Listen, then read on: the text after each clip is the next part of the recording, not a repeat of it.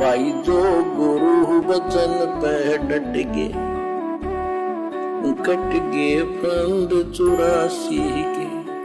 ये परमात्मा अल्लाह ताला के वचन मेरी जिंदगी में सच साबित हुए। क्या कह रहे हैं भगत शहजाद खान कि सतगुरु रामपाल जी ने, उस परमात्मा ने, अल्लाह ताला ने जो वचन बोले थे वो मेरी जिंदगी में सच साबित हुए। आज परमात्मा ने वो शब्द दे रखा है जिसको सोचा भी नहीं था। संत रामपाल जी महाराज से नाम दीक्षा लेने के बाद मैंने मांस खाना छोड़ दिया, जीवों की हत्या करनी छोड़ दी, अपने पाप कर्म बढ़ाने छोड़ दिए। जो कहते थे कि अल्लाह के लिए कुर्बानी दो, अल्लाह ने मांस खाने का आदेश दिया है, लेकिन मुझे ये संत रामपाल जी महाराज की शरण में आने के बाद पता लगा कि अल्लाह का ऐसा कोई आदेश नहीं था। अल्लाह के लिए कुर्बानी देने का मतलब था कि आपकी जो बुराइयां हैं आप उनको छोड़ दो। अल्लाह, अरे जिस अल्लाह ने, जिस रहम दिल कादिर अल्लाह ने सभी को उत्पन्न किया, मनुष्यों को उत्पन्न किया, फिर उनके कर्म आधार से उनको गधे, कुत्ते, सुअर, बिल्ली, भैंस, बकरी, इन सब की योनियां प्राप्त हुई, तो अपनी रूह को काटकर खाने का आदेश भला वो अल्लाह कैसे दे सकता है? वो तो रहम दिल है ना, वो तो निहायत रहम वाला है। तो निहायत रहम दिल वाला कैसे अपनी आत्माओं को काटकर खाने का आदेश देगा? ये गधे, कुत्ते, सुअर, बकरा, मुर्गी, इन सब के अंदर भी तो उसी कादिर अल्लाह की रूह है, आत्मा है। तो यदि वो निहायती रहम वाला है तो भला वो कैसे अपनी आत्माओं के ऊपर इतना बड़ा जुल्म करवाएगा?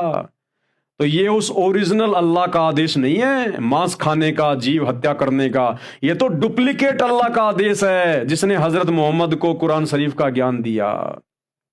और वो ऐसा घटिया आदेश क्यों देता है, हमारे कर्म क्यों फुड़वाता है? आगे इसी पुस्तक में जब आप सृष्टि रचना पढ़ेंगे तब आपको पता चलेगा कि उसको एक घटिया श्राप लगा हुआ है ओरिजिनल अल्लाह की तरफ से इस डुप्लीकेट अल्लाह को, शैतान को, जिस कारण से इसकी मजबूरी बन गई ये कुकर्म करवाना। अल्लाह के लिए कुर्बानी देने का मतलब था कि आपकी जो बुराइयां हैं आप उनको छोड़ दो। अल्लाह ताला ने कभी भी मांस खाने का आदेश नहीं दिया। तो भाई उस ओरिजिनल अल्लाह ने कभी भी किसी को मांस खाने का कोई आदेश नहीं दिया। मुसलमान धर्म में हजरत आदम से लेकर हजरत मोहम्मद तक 1,80,000 पैगंबर हुए हैं। ये लोग मानते हैं कि 1,24,000 हुए हैं, लेकिन असल में आज उस ओरिजिनल अल्लाह ने आके बताया 1,80,000 पैगंबर हुए हैं, उनमें से कभी किसी ने मांस को छुआ भी नहीं। अगर उस अल्लाह का यह आदेश होता तो क्या तुम्हारे पैगंबर मांस नहीं खाते? तुम्हारे पैगंबरों ने तो कभी छुआ भी नहीं, ना किसी को मांस खाने की शिक्षा दी। तो ये मांस खाने की शिक्षा किसने दी? ये डुप्लीकेट अल्लाह ने, शैतान ने, जिसने हजरत मोहम्मद के ऊपर आयतें उतारी, कुरान शरीफ का ज्ञान दिया। इसने दूसरे फरिश्तों के माध्यम से या भूत प्रेतों के माध्यम से किसी मुल्ला, मौलवी, काजी में प्रवेश करके इसने अल्लाह का फरमान बता दिया और इसने ये मांस खाने की परंपराएं शुरू करवा दी। अब ये मुसलमान धर्म में गाय का मांस क्यों खाया जाता है, क्यों काटा जाता था, ये मांस खाने की शुरुआत कहां से हुई है, ये सारा जिक्र आपको इसी पुस्तक में आगे और आप ही के सदग्रंथों से, मुस्लिम धर्म की पुस्तकों से दिखाया जाएगा, बताया जाएगा। आप लोगों की सारी भ्रमणाओं का समाधान होगा।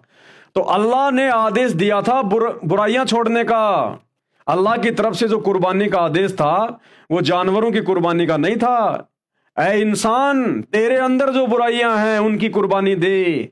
ये झूठ बोलना, छल कपट करना, लड़ाई झगड़ा करना, मिलावट करना, मांस खाना, जीव हत्या करना, शराब पीना, जुआ खेलना, वेश्यागमन करना, ऐ नादान, तू इन तमाम कुकर्मों की, इन पाप कर्मों की कुर्बानी दे, ना कि जीवों की कुर्बानी के लिए अल्लाह ने कोई आदेश दिया।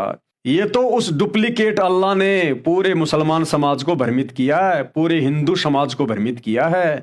आगे आपको सारी बातें तरतीब वाइज पता चलती चली जाएंगी। अल्लाह के लिए कुर्बानी देने का मतलब था कि आपकी जो बुराइयां हैं आप उनको छोड़ दो। अल्लाह ताला ने कभी भी मांस खाने का आदेश नहीं दिया। मैं और भी बहुत से लोगों को मिला, लेकिन मुझे कहीं से कोई संतुष्टि नहीं मिली। संतुष्टि केवल संत रामपाल जी महाराज के तत्व ज्ञान से मिली। किसी भी मुसलमान प्रवक्ता के पास ऐसा ज्ञान नहीं है। मैं खुद एक मुसलमान हूं और सभी मुसलमान भाइयों से कहना चाहता हूं कि मैंने भी नमाज पढ़ी है, आयतें पढ़ी हैं। वह अल्लाह ताला के बारे में बोलते हैं कि सना सुब्हानकल्लाहुम्मा व बिहम्दिका व तबारकस्मुका व तआला जद्दुका व ला इलाहा गैरुक। हे अल्लाह, मैं तेरी पाकी बयान करता हूं और तेरी हमद यानी तारीफ करता हूं, और तेरा नाम बरकत वाला है और तेरी शान बुलंद है, और तेरे सिवा कोई माबूद नहीं। माबूद यानी तेरे सिवा कोई भी पूजा के योग्य नहीं है। अल्हम्दुलिल्लाहि रब्बिल आलमीन अर्रहमानिर रहीम मालिकि यौमिद्दीन इय्याका नअबुदु व इय्याका नस्तईन इहदिनस सिरातल मुस्तकीम सिरातल लज़ीना अनअमता अलैहिम गैरिल मग़दूबि अलैहिम वलद्दाल्लीन। हमें नमाज का मतलब समझना है।